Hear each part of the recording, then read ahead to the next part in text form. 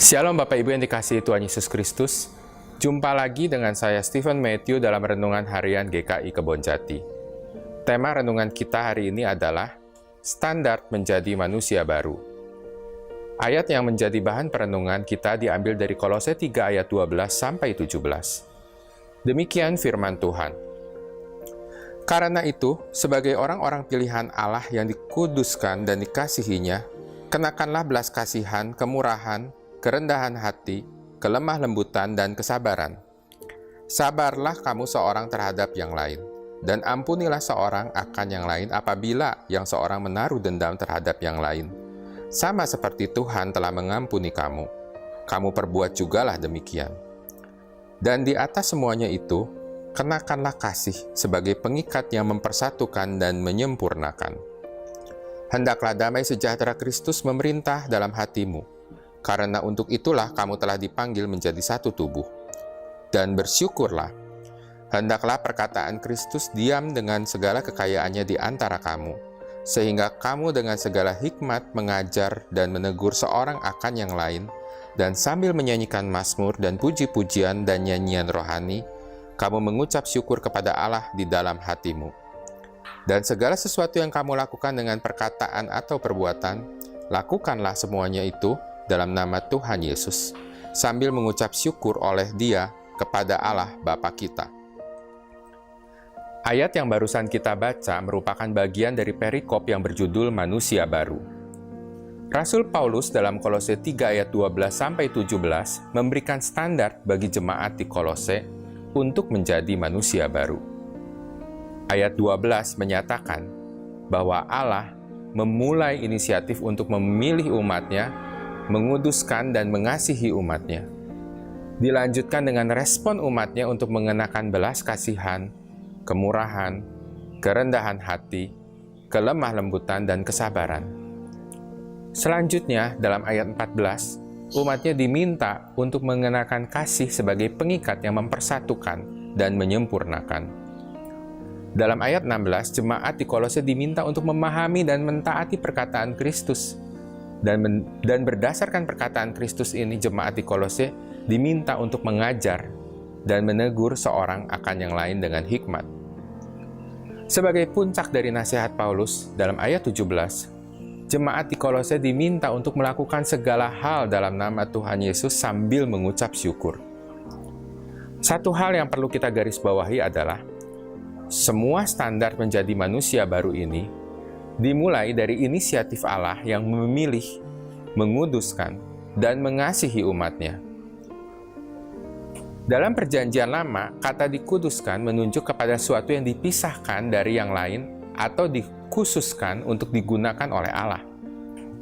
Bila kata dikuduskan dikaitkan dengan manusia, maka kata ini menunjuk kepada umat yang pantas menghadap Tuhan. Kata dikuduskan juga berkaitan dengan umat yang menerima pengampunan setelah berbuat salah.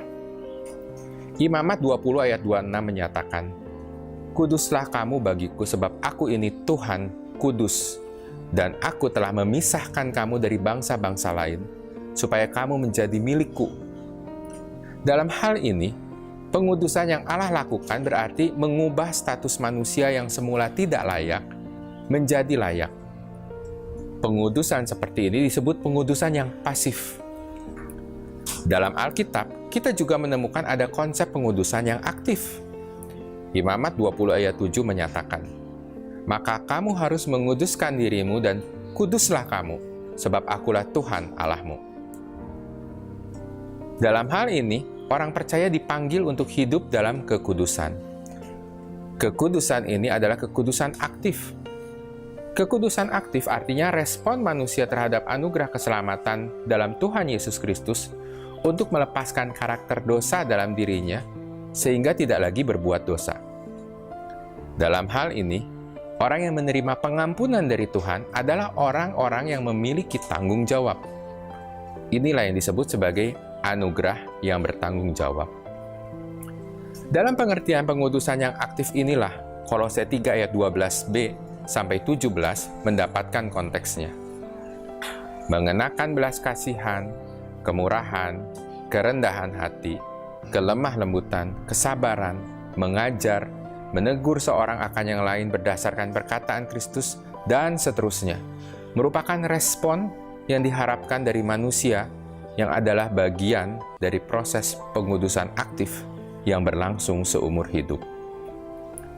Di sini kita belajar bahwa pengudusan tidak berarti berhenti sampai hanya status kita berubah.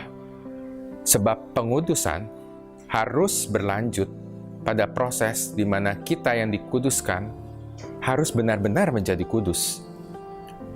Sebagai orang percaya, kita juga mengimani bahwa proses pengudusan aktif terjadi bukan karena kemampuan dan kehebatan manusia semata, tetapi karena Tuhan yang memampukan kita.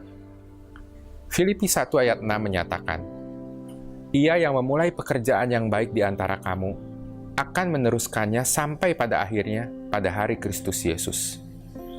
1 Korintus 10 ayat 13 menyatakan, Sebab Allah setia dan karena itu Ia tidak akan membiarkan kamu dicobai melampaui kekuatanmu. Pada waktu kamu dicobai, Ia akan memberikan kepadamu jalan keluar sehingga kamu dapat menanggungnya.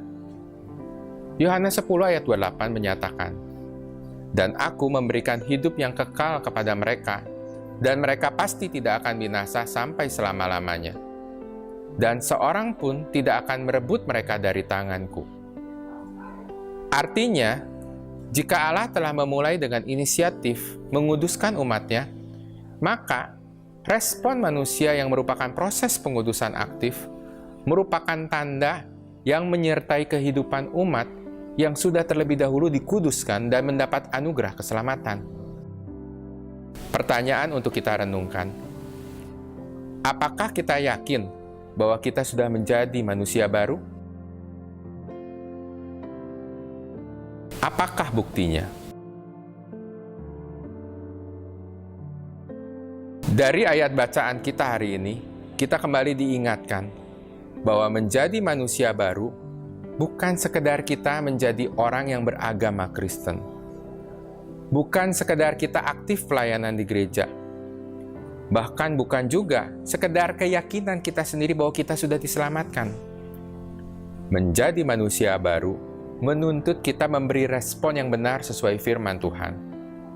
Bukan karena kekuatan kita, tetapi karena Tuhan yang memampukan kita dan membimbing kita untuk melakukannya. Demikian renungan kita hari ini. Tuhan Yesus memberkati kita semua.